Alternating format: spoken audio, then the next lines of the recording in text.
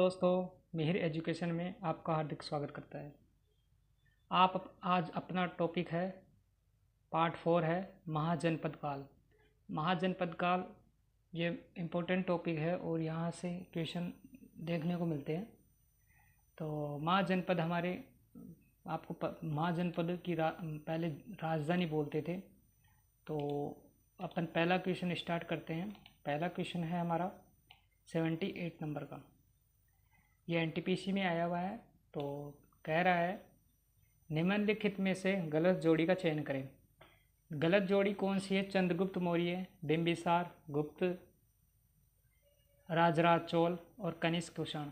ये जो लास्ट में मौर्य, चोल, गुप्त और कुषाण लिखे हुए हैं, ये एक प्रकार से ये वंश थे जिन्होंने शासन किया था अपने देश के अंदर।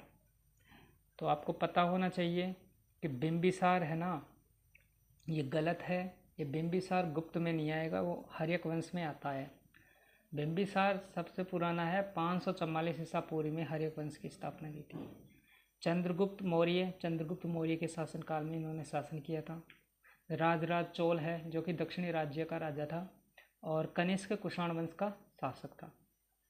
तो सबसे प्रसिद्ध शासक माना गया है कनिष्क कुषाण वंश का। तो बिंबिसार ने 544 ईसा पूर्व में मगध पर हर्यक वंश की स्थापना की और राजधानी बनाई।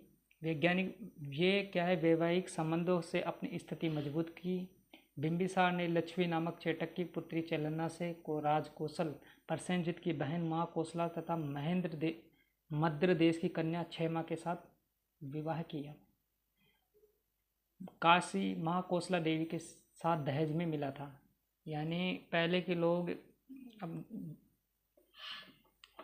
जो राज्य करते थे उन्होंने अपना काशी जो स्थान होते हैं जो कि शासन करते थे उनको आपस में देते थे, है ना, राजधानी अपने आप दे देते थे और उनकी वैवाहिक स्थिति मजबूत करके उन्होंने अपना शासन चलाते थे हर्यक वंश में। अब ये हर्यक वंश में गुप्त बिंबिसार हर्यक वंश का था, जो कि ऑप्शन में गलत है। ऑप्शन नंबर 2 कह रहा है कि बिंबिसार कहाँ का शासक था। अब आपको पता है बिंबिसार कहाँ का शासक था। अभी आपने पढ़ा कि बिंबिसार था हमारा मगध का शासक था। ठीक है, मगध में क्या था, 544 ईसा पूर्व में इसका शासक था, है ना। हर्यक वंश की स्थापना करी थी। किसने करी थी? बिंबिसार ने। ये आपको याद रहना चाहिए। ठीक है, अगला क्वेश्चन ले लेते हैं 80 नंबर का। 80 नंबर के क्वेश्चन पे आते हैं। कह रहा है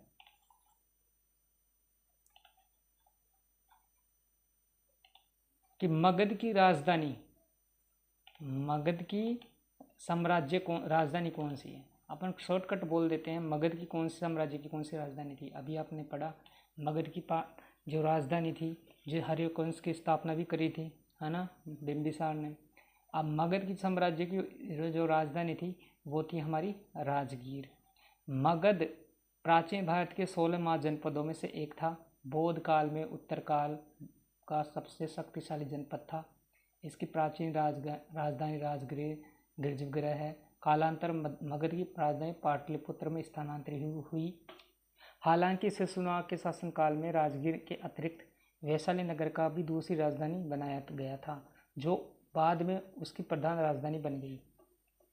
अगला क्वेश्चन है 81 नंबर का क्वेश्चन। कहता है आर्य संस्कृति के सर्वोच्च काल में गंगा घाटी के जनपद जो संख्या में है वह जनपद बन गए थे। 16 जनपद थे। आपको पता है 16 जनपदों की बात हुई थी और ये 16 जनपद थे। ठीक है, क्या है? 16 जनपद। 6ठी शताब्दी ईसा पूर्व 16 जनपदों का उदय हुआ। ये 16 जनपद पूरे आर्य संस्कृति के सर्वोच्च काल के घाटी के जनपद 16 थे। इन 16 जनपदों का उल्लेख बौद्ध ग्रंथों में मिलता है, जिसमें अंगुत्तर निकाय में मिलेगा और जैन ग्रंथ का है भगवती सूत्र में मिलता है। 16 महाजनपदों में मगध गिरिजगृह, वत्स की कौशाम्बी थी, कौशल की श्रावस्ती थी, है ना, अवंती की उज्जैन थी, सर्वाधिक प्रसिद्ध थे। प्राचीन भारत में राज्य का प्रशासनिक इकाइयों में महाजनपद कहा जाता था। ठीक है, महाजनपद कहा जाता था। प्राचीन काल में अवध को किस नाम से जाना जाता था? यानी जो प्राचीन काल में अवध था उसको किस नाम से जाना जाता था? कौशाम्बी के नाम से जाना जाता था। किसके नाम से जाना जाता था? कौशाम्बी।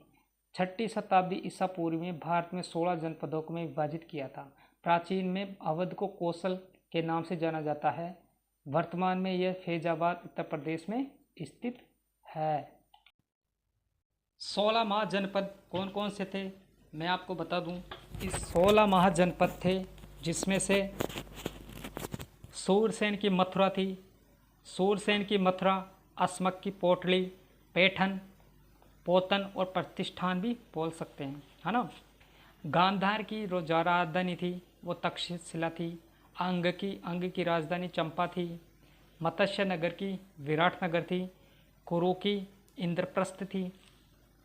मल्ल की कुशीनगर थी। चेदी की शक्तिमती थी। पांचाल की अक्षत्रपुर और कापिल्य बोल सकते हैं। काशी की वाराणसी थी। कंबोज की हाटक बोल सकते हैं और राजपुर है। वज्जी की वैशाली थी। आपको पता होना चाहिए जो राजधानियाँ थी ये इस ऐसे थी। तो 16 महाजनपद थे जहाँ से राजा महाराजाएं शासन करते थे। तो आप ये टॉपिक कंप्लीट होता है हमारा महाजनपद काल, और महाजनपद काल 16 महाजनपद हैं ये अपने को याद है। ठीक है।